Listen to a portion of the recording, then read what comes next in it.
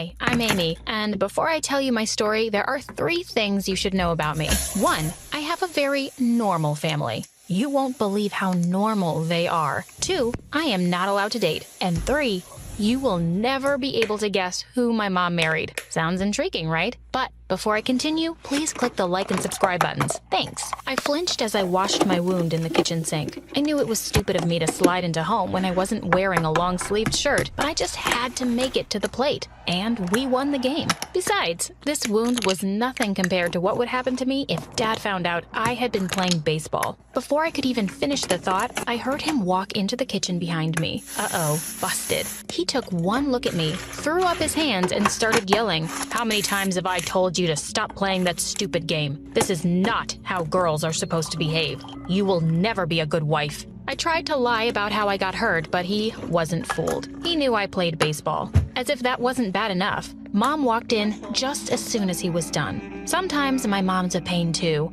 And obviously, with my stellar luck, I had flunked my math test that day, so it was her turn to go ballistic on me. How are you going to be a lawyer if your grades are so bad, you idiot? You're just going to end up on the streets if you don't get serious already. Blah, blah, blah. I had heard it all before. She was always on my case about school. I was so tired of being criticized all the time, so when they finally left me in peace, I decided to do the only thing that cheered me up.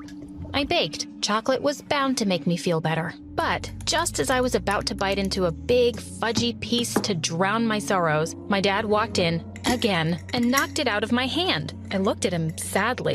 He shrugged and said, "You can't eat brownies, stupid. You have to stay fit and attractive. Otherwise, you'll never find a husband by the time you're 18. There's plenty of fruit in the fridge. Eat that."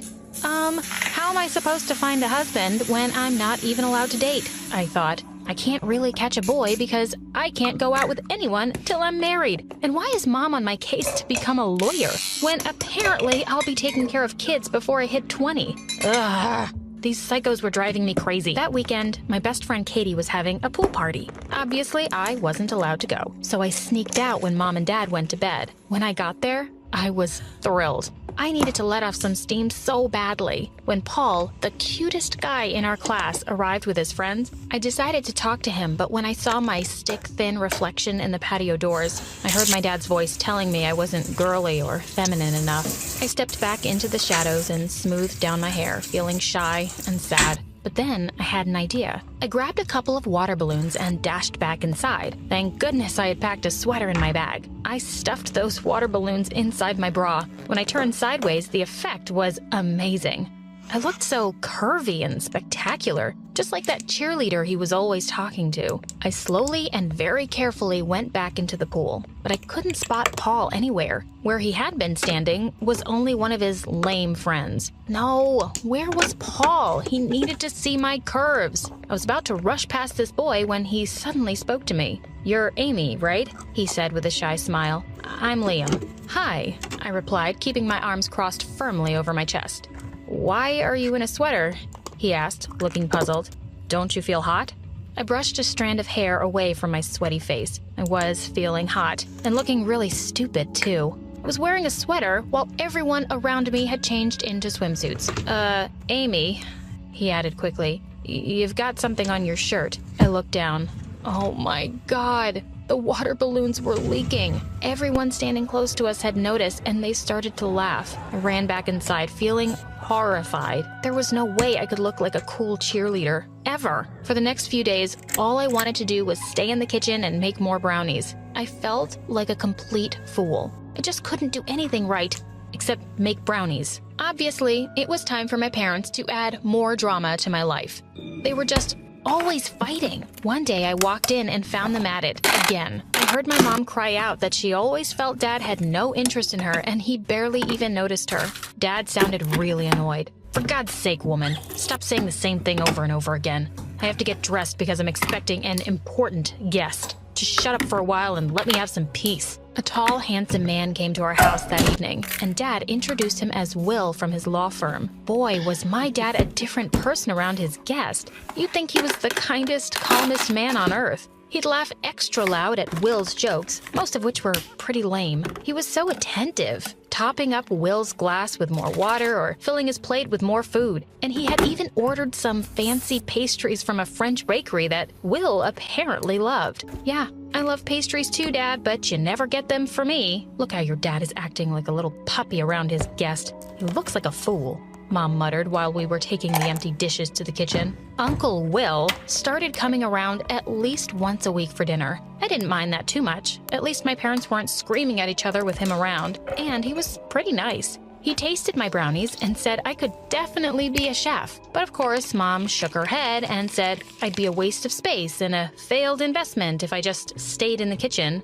Dad had gone upstairs a few minutes before, and now he was back with a big box. He was just full of excitement. He told us he had asked his mother to send this, and it had arrived in the mail today. He lifted the lid and removed something from it, which he held up for us all to see. "Well, what do you think, Amy?" he asked. What did I think? I stared at the white dress in horror. It was clearly a wedding dress, and not even a pretty one. With its puffy, full sleeves and frilly high neck, it looked like something a bride in a horror movie would wear. One from the last century. I was speechless. Looking at my face, he frowned at me and said that I'd better start working out if I wanted to fit into his mother's dress. Dad spent the next half hour going on about how he wanted me to just settle in with a nice boy in a few years. What was wrong with that? Then he said the worst imaginable thing. Besides, sweetie, everyone dreams of having a son. He said it so matter-of-factly that I just walked out of the room. I cannot handle this. I was so confused about what I wanted from this life. It clearly wasn't the things my parents wanted for me. I decided to finally find something that I could be good at and be proud of myself. So I began talent hunting.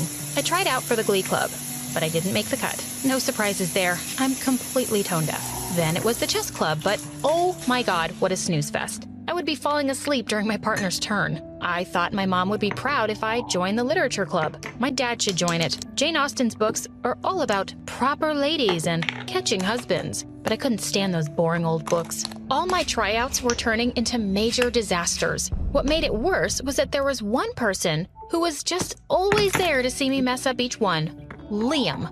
I swear, he was such a creep. I was just as clueless as ever. To make matters worse, Mom and Dad were fighting more than ever before.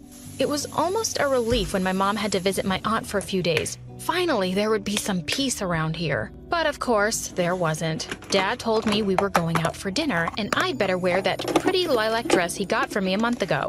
It was just perfect for my complexion, he said. I really didn't want to go anywhere, but there was nothing to eat at home, so I agreed. If I'd known what was in store for me, I would have chosen to starve. Dad walked toward a table for three, where a nervous-looking young guy in a suit was already waiting for us. He shook hands with my dad formally and introduced himself as an intern in my dad's law firm.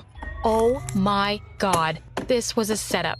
Dad had really crossed a line. I didn't even bother sitting down. I just stood there with my hands fisted in the fabric of that stupid lilac dress. Are you insane? I hissed. He flushed. Sit down, Amy.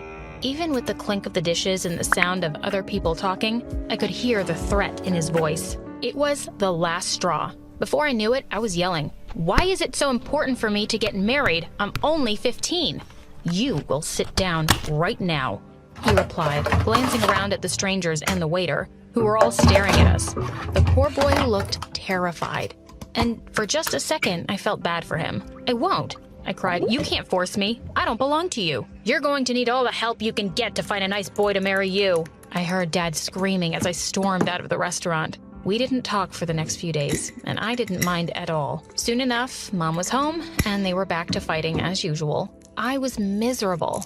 I started to have sleepless nights, and my grades began to drop. Dad was always on my case about the dark circles under my eyes. When my report card came, Mom had a fit. I didn't know what to do about all the stress. My skin started breaking out, and Dad started buying all these creams for my face. I somehow made it to 10th grade, barely. But then another life-changing thing happened. Mom and Dad got divorced. Dad packed all his things and moved out. I felt like it was my fault. If I'd been a better daughter and made them proud, maybe they would have been happier. But I was so furious at them, too. It wasn't my responsibility to make their marriage work. It didn't turn out to be such a bad thing, though. At least there was no more fighting and screaming. Mom soon got a job, and she looked much happier. I could see she was making more of an effort to dress up and would go out in the evenings with friends more often. Dad had gotten a nice little place, and I visited him twice a week. He was still going on about my marriage, but I didn't have to hear about it all the time at least. I thought things were looking up, and I started to feel better. But I spoke too soon. One day, not long after I had that thought, Mom took me to dinner one day when I was surprised to see that she had invited Uncle Will as well. I hadn't seen him in a while. When we finished our dessert, which, by the way, was disgusting, she cleared her throat and then did something even more disgusting than the dessert. She took Uncle Will's hand. Oh my God. Amy, I feel like a different person. A big reason for that is that I'm in love. They both smiled at me. I wanted to gag. I didn't even know how to hide how horrified I was. I didn't even know they were dating. She asked me why I looked so pale and quiet. She and Dad had just got divorced, and now she had just sprung this news on me out of nowhere. I liked Uncle Will, but I couldn't be happy for them. Not yet, anyway. Pretending that I had a headache, I stood up and left them. I went back home, but I didn't stay there. I packed up some clothes and went over to my dad's place. When I reached his house, I heard laughter from the kitchen. Dad had company over, it seemed, but I didn't care. I just wanted to hurt Will. I decided I'd smash the windows of his car. I ran to the garage. Dad had a lot of tools that would be perfect for the job. But in the very first drawer I opened, I came across a letter addressed to Uncle Will in Dad's handwriting. That was odd. I knew I shouldn't, but I felt too curious not to open it.